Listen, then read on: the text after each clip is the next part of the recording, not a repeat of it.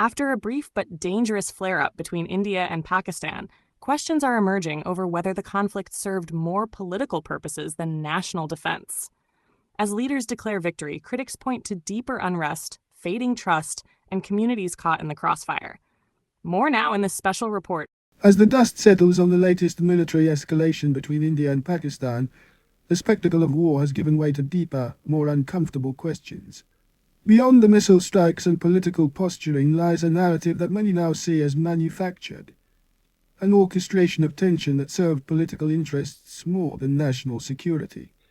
While officials on both sides declare strategic victories, growing numbers of analysts and citizens are asking whether this conflict was stoked deliberately, not to defend borders, but to manipulate public sentiment at home. In Pakistan, trust in the military establishment has reached a historic low. Years of political interference, the controversial imprisonment of former Prime Minister Imran Khan, and harsh military operations in regions like Khyber Pakhtunkhwa and Balochistan have sparked public outrage. Tens of thousands have reportedly been abducted or disappeared without due process, while civilian areas have endured repeated bombings. These are not isolated incidents. They form a disturbing pattern. What was once whispered in fear is now said aloud.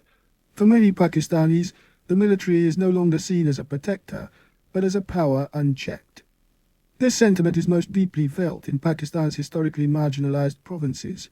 In Balochistan and Khyber Pakhtunkhwa, communities have long been on the receiving end of state violence. The grief is personal. Mothers searching for sons, families left without answers, and a public that has grown wary of wartime narratives that sideline their suffering. For these regions, the recent conflict with India was not a unifying event. It was another reminder that national unity is often built at their expense. Across the border, in India, the timing of the conflict has triggered its own wave of skepticism. With national elections fast approaching, Prime Minister Narendra Modi's government appeared to embrace the crisis just long enough to shape a narrative of strength. This strategy, critics argue, is not new.